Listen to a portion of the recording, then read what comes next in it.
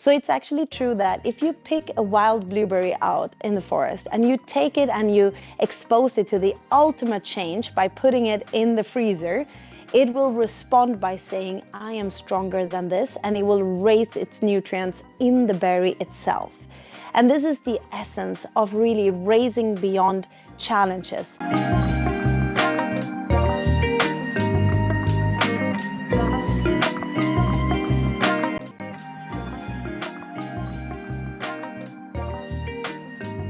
So there is something people get wrong about motivation, that it is like something that should be there all the time and knocking on the door, but motivation doesn't do that.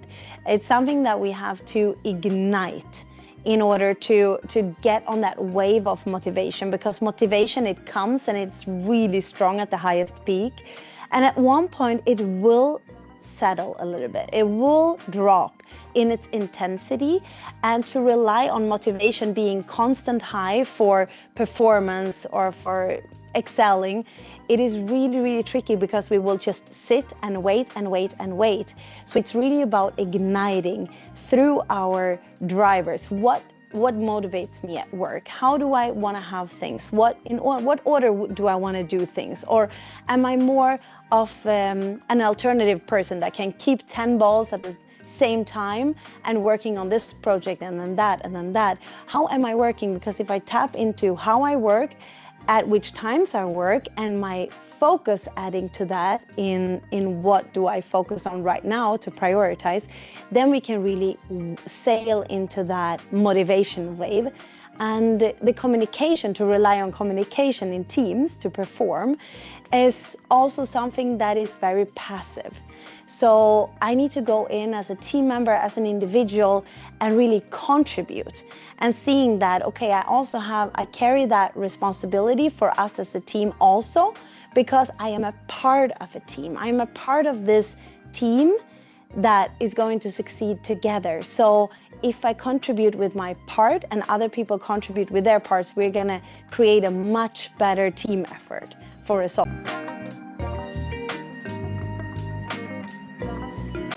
So blueberries have this intelligence that is so incredible, because a blueberry is among the most resilient plants in nature.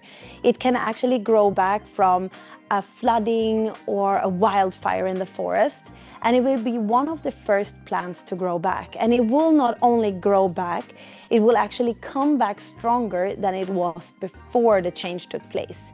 So it's actually true that if you pick a wild blueberry out in the forest and you take it and you expose it to the ultimate change by putting it in the freezer, it will respond by saying, I am stronger than this, and it will raise its nutrients in the berry itself.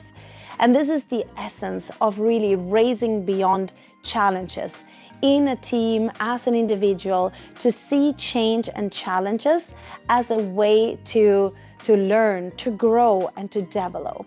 And this is why I'm talking about the blueberry, because it has that intelligence as we humans do also, naturally. And it's automatic within us to a certain degree. And if we really pay attention to it, we can really make it grow within us and within the team, that we become even more resilient at specific events. This is also why I use Blueberry Mind, which is my method and my framework, in my speeches, because it is 4 phases that you go through when you work with change from a mindset perspective, where MIND is the acronym and M is the master mindset. So that is like the first stage you will enter when a challenge or change is knocking on the door. You will have some kind of definition about that challenge or change. Some people will say, this restructure of our company is amazing. It's going to allow us to, have a better team flow. Some people will say, I don't like this change because I like how we did it now for 10 years and it's been working wonderfully. Why are we changing? And some people will completely resist it and say, I really dislike this change coming in. So the master mindset is really like the definition stage, where you have the opportunity to give yourself like a good foundation for being resilient by practicing that muscle that I talk about, which is the resilience muscle of changing the perspective. Because when you do, when you start to get more open to a change and a challenge knocking on the door, you will move on to the second stage, which is the Ignite initiative. That's when you will be standing in that space of, okay, now I need to maybe do some new things in my workflow, which I have never done before. I maybe have to develop some strategies. I need to put myself deeper into my client's shoes. I need to make new calls, whatever it might be.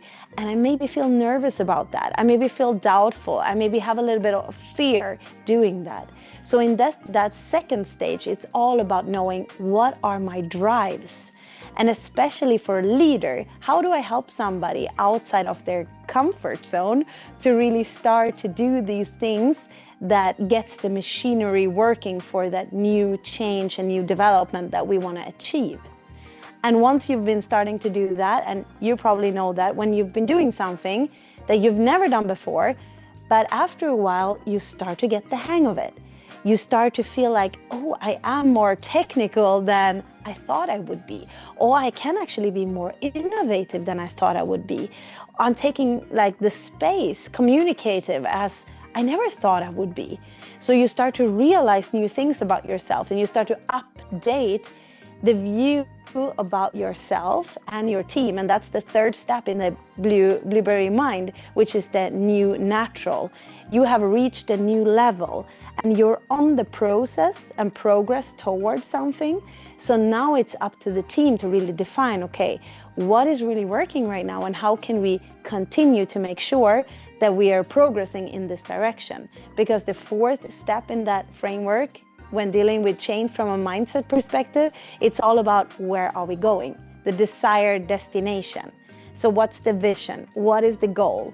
And how do I, as an individual, relate to that I feel more meaningful in this journey?